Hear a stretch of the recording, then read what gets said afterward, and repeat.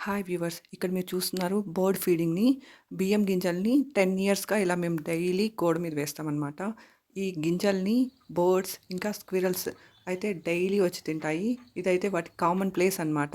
ఇలాంటి బర్డ్స్ లేకపోతే అసలు పంటలే పండవు. ఈ బర్డ్స్ పంటలను నాశనం చేసే క్రిమికీటకాలను తిని పెస్ట్‌ని కంట్రోల్ చేస్తాయి. ఇంకా ప్లాంట్స్ పెరగడానికి కూడా సహాయపడతాయి. ఇవి సీడ్స్‌ని తీసుకెళ్ళి డిఫరెంట్ ప్లేసెస్‌లో స్ప్రెడ్ చేసి ప్లాంట్స్ పెరిగేలా చేస్తాయి.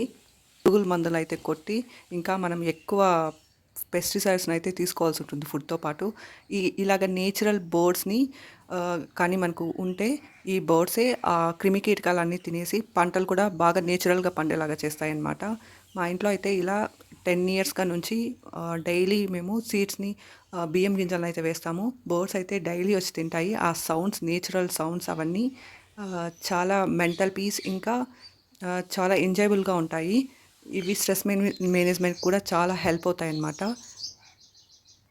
ఇంకా ఇలాంటి బర్డ్స్‌ని ఫీడ్ చేస్తే చాలా హ్యాపీగా కూడా ఉంటుంది. నేనైతే 10 ఇయర్స్ బ్యాక్ మా అమ్మకు ఒకసారి చెప్పాను.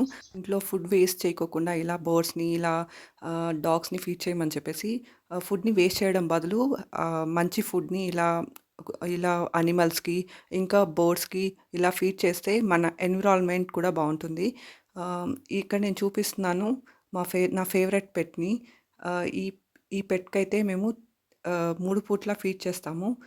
మనుషులకు లేని విశ్వాసం ఇలాంటి కుక్కలకుంటాయన్నమాట.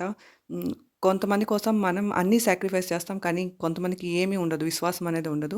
కానీ ఇలాంటి యానిమల్స్‌కి ఫీడ్ చేస్తే చాలా హానెస్ట్‌గా ఉంటాయి. ఇంకా విశ్వాసం కూడా వీటికి ఎక్కువగా ఉంటుంది. వీటికి మోసం చేయడం కూడా తెలీదు. చాలా నిస్వార్థంగా ఉంటాయి.